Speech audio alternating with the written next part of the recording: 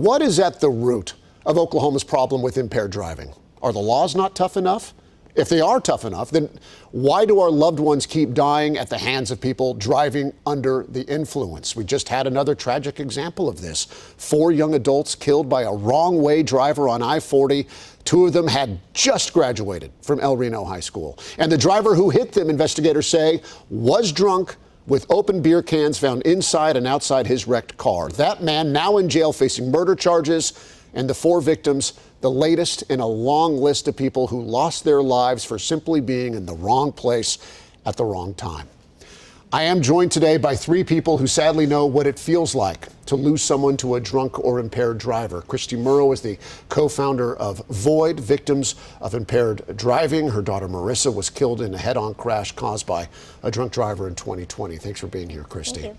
Candy Swartz lost her father, Ray Davis, who was killed in 2019 by I understand, a CDL driver who was high on meth at the time. And Candy Morris's son, Maddox Bias, was killed in a crash that police say was caused by a driver huffing nitrous oxide, a case that is still moving through the legal system. Thank you all 3 for being here. I appreciate it. Christy, we spoke on the phone before this, and I'd wanted to talk a lot about new legislation, and there has been some work from legislators, of course, trying to find new ways that they can crack down on this problem.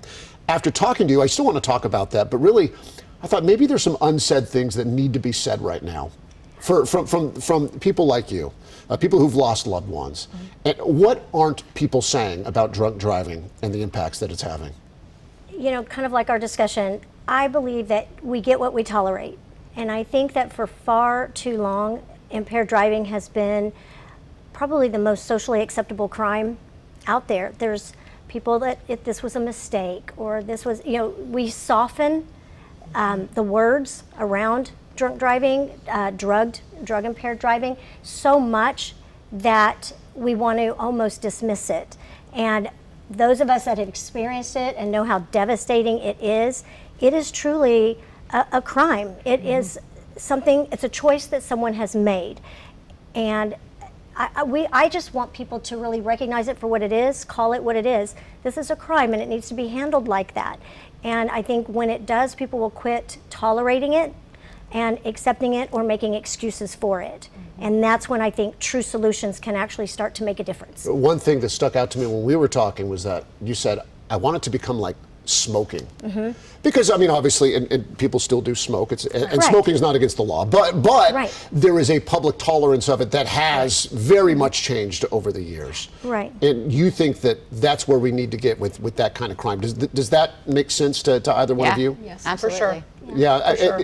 The consistency aspect, because the legal process, Candy, as you know, you're going through it right now, it can be long. I know it's very painful, I'm sure of it. And while you are grieving, there's these long drawn out pieces. We know of people who get in drunk driving crashes while they are, being prosecuted. And not in jail at the time. What would you like to see when it comes to the legal process? I would like for the victims to feel like that they actually have rights, because we talk about how the defendants, the offenders, they have all these rights. I go to court, matter of fact, tomorrow, and there's a possibility that our trial that was supposed to start in a couple of weeks is now going to be pushed out even more. Really? And how long ago have you been waiting for justice? February of 24 is when our So we're talking more than 2 years now. Happened. Yes. And there's a 50-50 chance that they issue a continuance, and then we have to continue to go through this. And while I'm trying to grieve my son, I have to keep putting myself through these things. And it's very painful and it's very exhausting. And there's a lot of times that you feel like you just want to give up, like just want it to be over. And I would just like to see us actually have rights and that those are considered. It doesn't seem like it's considered.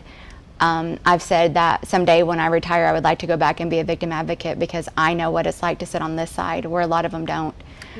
Because just a phone call back when we ask something, those things, being considerate to us. Like when you're reaching out to prosecutors? Yes, when we have questions or we need information about something, we sometimes have to ask multiple times or whatever, and it's just sometimes like we're a number. And I would like for us to feel like we're truly the victims and that we're made priority, not these offenders. And Candy, what is the thing that you think is not being talked about enough that you would like to see talked about? What I would like to see is what I think.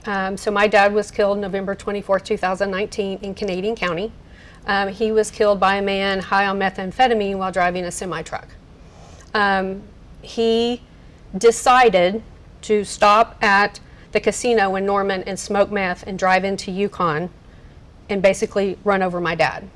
The ironic thing about that is May 2nd of this month, my daughter was also hit by an impaired driver. She was at a red light. The man hit her. I got to the scene before police did. The man was horribly intoxicated. He has no insurance. He damaged about $4,000 worth of damage to her car. Is your daughter okay? She is okay, Okay. but it scared me to death, to be can honest with imagine. you. And in doing a little research on this individual, this is his third impaired driving. Right. The pattern of the repeat offenders is too much, and it is happening often. People, I understand they make a mistake. I get that. The problem is that people continue to do it. That's what we see. Right. Marissa, repeat DUI offender. The man that killed my dad, it was his second impaired driving. So nobody is immune from this. Nobody gets a special pass for this not to affect you. If you would have ever told me this would happen to my family, I would have never believed you.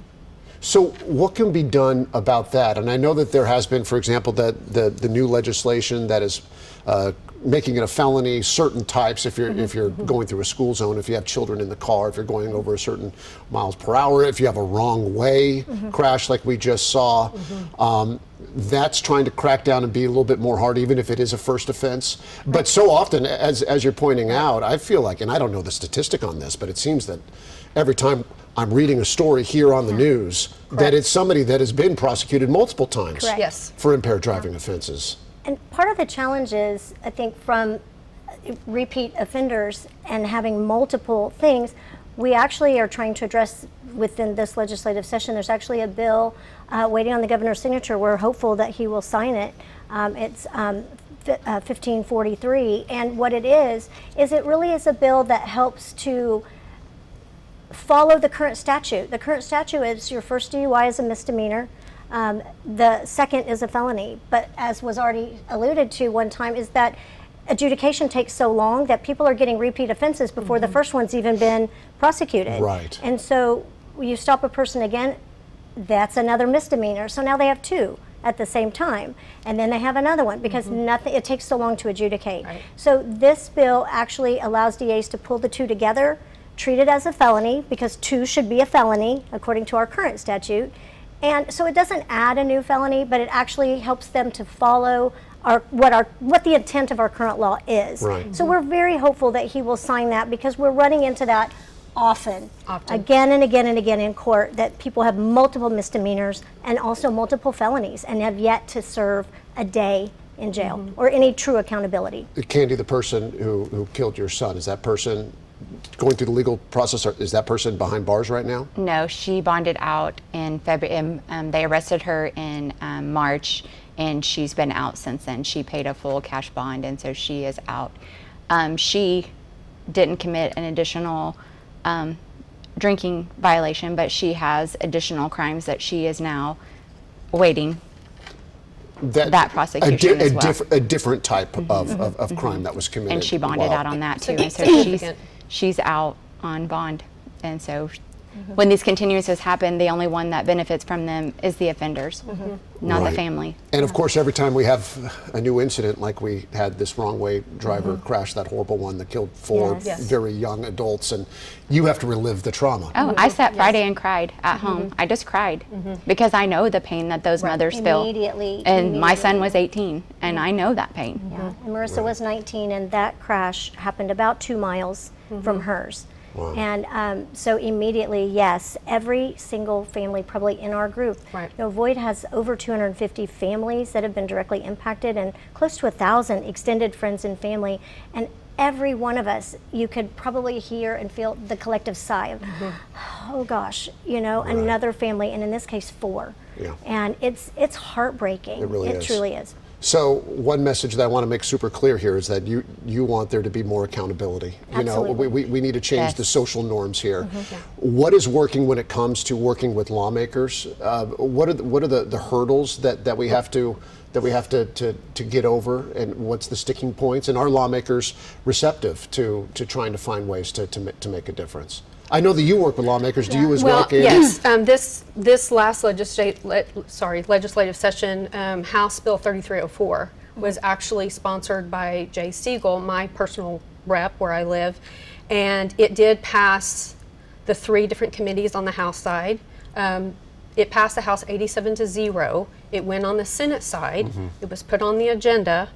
They left early that day, the Senate did, and therefore the Senate never did come back and vote on it. So Was this that when the Senate left at the end of the session Yes, and sir. never really came back, Yes, other than to yes. say we're done? Yes. So that And was one of the bills that was got one left of out. the bills. And what would that bill have What done? that bill would say is if you are applying to get a CDL through the state of Oklahoma, they have to check OBN's methamphetamine registry. If you are listed on the methamphetamine registry, you cannot be issued a CDL. The man who killed my dad, was issued a CDL After, right? while he was on felony probation for selling methamphetamines, while he continued to test positive 9 times. And the state still of got a Oklahoma- commercial driver's license. Yes, sir. This Which- seems like a very common sense Yes. legislation. So when you would hear that think. legislators having a bill that passed unanimously on one side Right.